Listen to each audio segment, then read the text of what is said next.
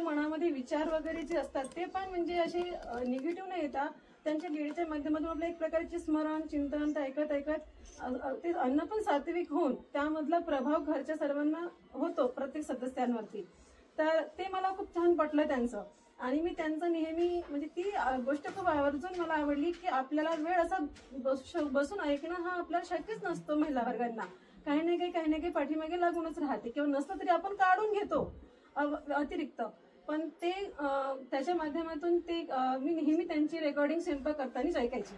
तर मला ते खूप आवडलं. त्यानंतर मी नेहमी ऐकताना हा विचार करायची की मी तर अप्रत्यक्षरित्या ऐकत आहे, पण प्रत्यक्ष समोरासमोर बसून ऐकण्याची संधी कधी मिळणार हे माझ्या मनामध्ये नेहमी राहायची उत्सुकता की दादा तर मुंबईला आहे, आपण कुठे काय सांगेत आणि कुठे दादांचा योग येईल आणि कधी हे प्रत्यक्षपणे आपण समोर बसून ऐकायला. म्हणजे एवढं म्हटलं आपला काही अधिकार नाही आहे ते, तर तसा विचार यायचा आणि सोडून द्यायची. पण ज्या ताई ह्या आम्हाला निमित्त झाल्या आणि पहिली भेट आमची मानवटकर ताईकडे इथेच झाली दादांची. हो ना दादा? दादांची भेट इथेच झाली. प्रत्यक्ष बघा दुसरी भेट माझ्याकडे सकाळी झाली. परत आम्ही गोरगावला त्यांचं निरूपण होतं, तिसरी भेट तिथे झाली आणि चौथी भेट पुन्हा घरी मीराताई माणेकर आलेल्या होत्या तिथे व्याख्यानाला. त्यांनी मला स्वतः म्हटलं की ताई तुम्ही दादांना म्हणा की तुम्ही चहासाठी पुन्हा इथे. म्हटलं अगं बघा चौथी भेट पुन्हा घरी झाली आणि पाचवी भेट ही आहे. म्हणजे बघा मनामध्ये अंतःकरणातून ज्याची आपण आवड करतो किंवा आपली तळमळ जी असतं ना ते परमेश्वर खरंच आपल्याला ते पूर्ण करून देतात आपल्याला. दादांनी 13 तारखेपासून रात्रीच्या 17 दृष्टांत सुरू केले. प्रत्येक दृष्टांत हे आपण पारायणाच्या स्वरूपात वाचायचो, त्यांचे लापणिक पण वाचायचो, पण ते आपल्याला तेवढं उमटत नव्हते. पण दादांनी त्या लीळेच्या संदर्भात देऊन ती भाषा आपल्याला अगदी सरळ सोपी केली की आपल्याला आता स्मरणात सुद्धा ती लीळा किंवा ती आठवतात, आपल्याला ती घटना आठवते.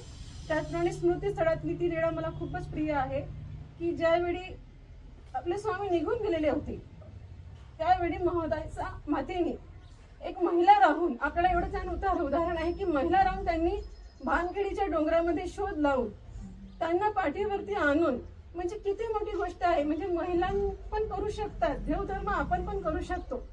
आणि स्वामींना तर त्या काळामध्ये महिलांना आणि पुरुषांना समान संधी दिलेलीच होती. तुम्ही काही जीव आणि ते काही जीवली असं म्हटलं होतं स्वामींनी, त्यांना शिक्षा पण केलं होतं. त्याच्यामुळे एक आपल्याला असं वाटतं की हा समानतेचा अधिकार आपल्याला तर स्वामींनी दिलेला आहे. तर ती स्मृती मला खूप आवडते की स्वामीच्या विरहामध्ये जेव्हा आचार्यांचा त्यांची जी व्यथा झाली, आपण तसं काहीच करू शकत नाही, काहीच नाही. संविधानामध्ये तर आपल्याला काहीच करू शकत नाही असं त्यांचं ते सर्व. त्यामुळे स्मृतीस्थळामधून आपल्याला अशा त्यांचे जे आपले जे अधिकरण होऊन गेलेले आहेत किंवा स्मृतीस्थळातील ज्यांनी जे इतके छान छान त्या घटना ऐकून किंवा ती स्मृती ऐकून आपल्याला असं वाटतं की त्यातलं पूर्ण तर काही करू शकत नाही आपण, पण त्यांना काहीतरी भाग आपण थोडं ना थोडं त्यातलं आपण आपल्या आता ग्रस्त आश्रमामध्ये ते तरी आपण उपयोगी किंवा आचरणात आणायला पाहिजे. आणि स्मरणामध्ये पण त्या लीळा आठवता, चालता फिरता बोलता चिंतन आपण करावं असं वाटतं मला सर्व महिलांनी किंवा सर्वांनीच.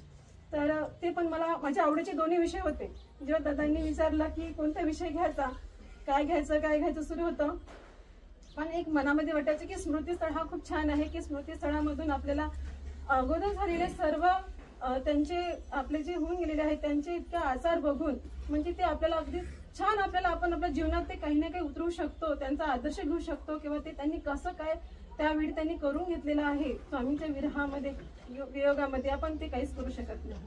तर ते दोन्ही विषय मला खूप आवडीचे होते आणि मला खूप म्हणजे आनंद वाटला की दादांच्या तर असं वाटतं की आणखी 10 दिवस आणखी दादांनी तसं 23 तारीख म्हटलं, मला वाटलं आणखी 10 दिवस वाटतं की काय आपली होती.